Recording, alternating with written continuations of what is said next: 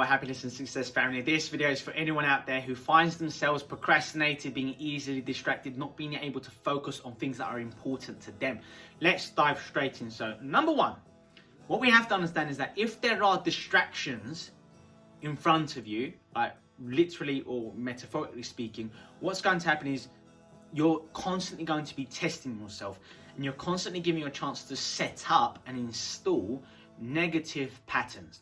Now, what I mean by distractions, let me give you various different examples and scenarios so that you can start to identify ones that relate to you and also start to come up with your own ideas as to how you might do this within yourself.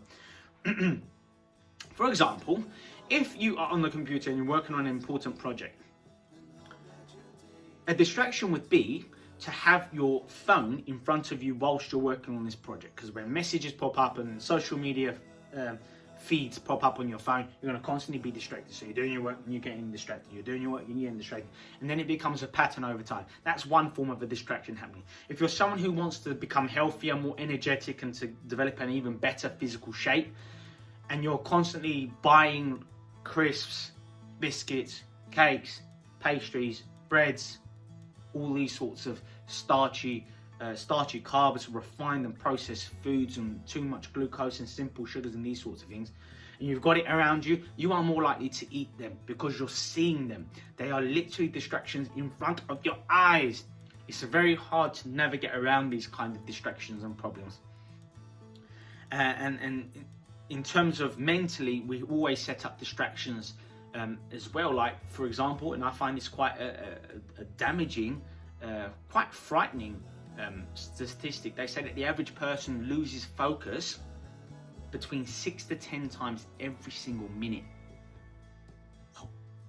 Maybe that's because throughout the day most of us are living in beta or even high beta brainwave states, meaning we think between 60 thoughts or even more every single minute, which means we feel overwhelmed. It's hard to focus on one thing because you're constantly doing different things and you're processing different types of information quite rapidly, and you'll find it hard to literally cling on to a few very important thoughts or things to focus on because you're being overwhelmed and overly stimulated by lots of information. And I teach about in my courses and stuff like that, in my other videos as well, about how you can kind of calm your circuitry down and kind of enter more peaceful, creative and meditative brainwave states instead.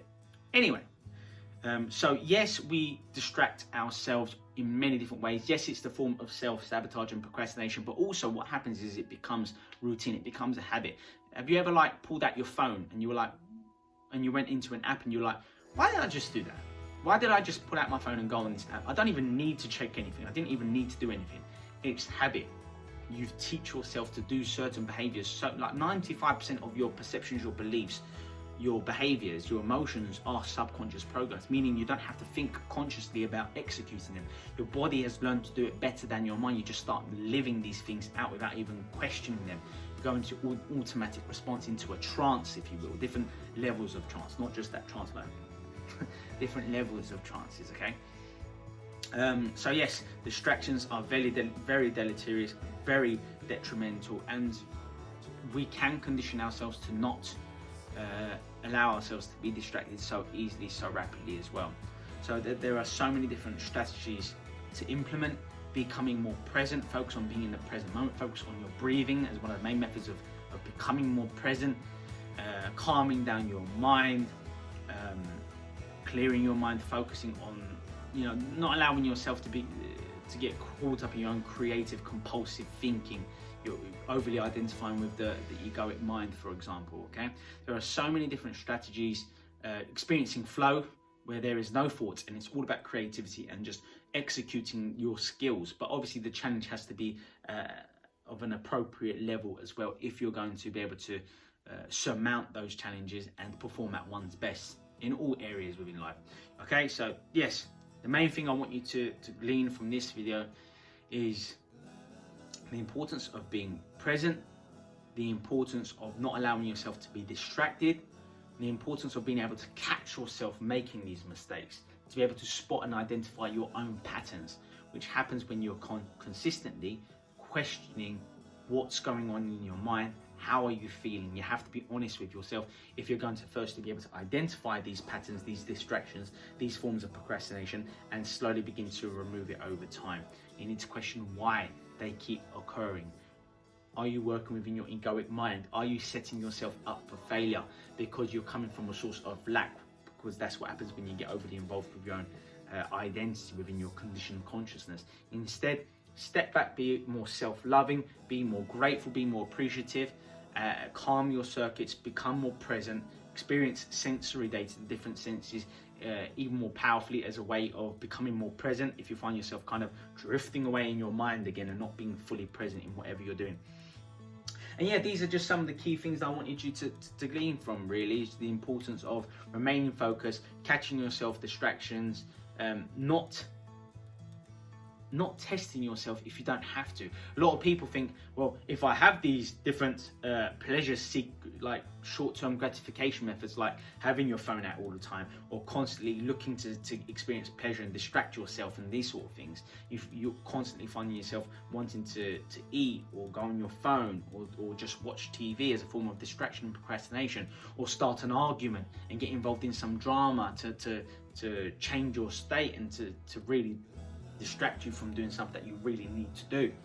A lot of people do this in their lives as a form of taking the easy way out, really, if I'm being honest. And, one of the ways to being less lazy is having fewer distractions in one's life, keeping things as simple as possible, creating mental and physical clarity, having clear, organized spaces in your environments, calming down your circuitry, making time for yourself every single day so you don't get caught up in your ego, in distractions. You don't get caught up in the world and being more reactive rather than preempting challenges throughout the day and responding to things in more detail and more positively. And yeah, we'll end it there. Have a great day. If you're watching this on YouTube, hit the subscribe button and also click the notification bell, because every single week I release several videos like this, but also more in-depth videos, longer videos like one-to-one sessions, my episodes, my podcast. You're going to absolutely love them, so you're definitely going to want to subscribe. Take care of yourself and stay strong.